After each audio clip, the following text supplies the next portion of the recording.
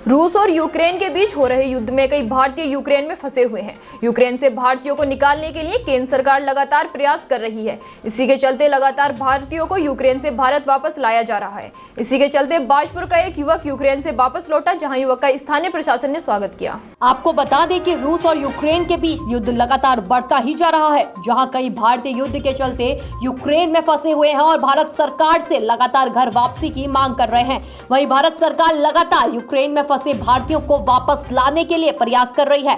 इसी के चलते बाजपुर के गांव बाजपुर निवासी इंद्रेश यूक्रेन से हंगरी बॉर्डर पहुंचे, जिसके बाद वह वापस बाजपुर पहुंचे हैं, जहां एसडीएम राकेश चंद्र तिवारी सहित स्थानीय प्रशासन और ग्रामीणों ने युवक का स्वागत किया। इस दौरान इंद्रेश ने बताया कि यूक्रेन से बाहर निकलने के दौरान उसकी कार के सामने 3 ब्लास्ट हुए और 2 रूसी टैंक भी चल रहे थे। साथ ही उन्होंने बताया कि भारत सरकार द्वारा काफी अच्छी व्यवस्था की गई है, जिससे कई छात्र अपनी जान बचाकर भारत वापस लौट आए हैं और उन्हें भारत सरकार पर पूरी उम्मीद है कि जल्द ही अन्य सभी छात्र सकुशल घर वापस लौटेंगे। वहीं इंद्रेश के पिता ने भारत सरकार का आभार व्यक्त किया। वहीं एसडीएम राकेश तिवारी ने कहा कि सरकार के साथ ही प्रशासन भी यूक्रेन में फंसे छात्रों के लिए चिंतित है। उन्होंने बताया कि बाजपुर का पहला छात्र इंद्रेश बाजपुर पहुंचा है, बाकी बचे 7 लोग भी जल्द घर वापस आएंगे।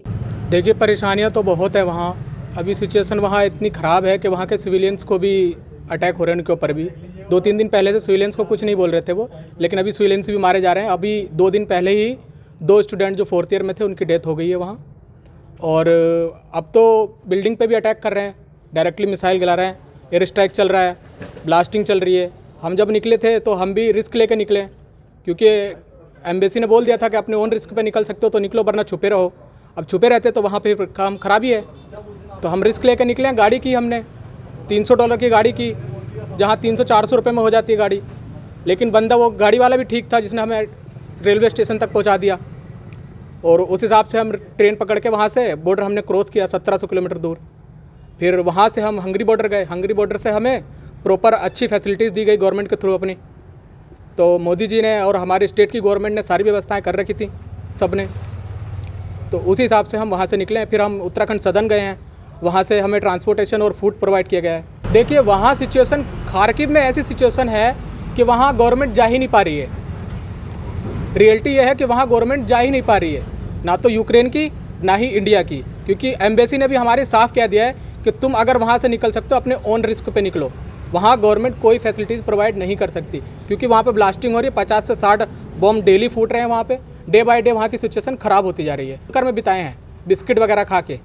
बिल्डिंग के अंडरग्राउंड बंकर होते हैं वहाँ, हमने 5 दिन वहाँ बिताए हैं। मुझे नहीं लगता कि अगर वो ज़्यादा डेंजर सिटी से बिलोंग करते हैं तो फिर वहाँ उनको कहाँ से टैक्सी प्रोवाइड कराएगी गवर्नमेंट, बताइए ना।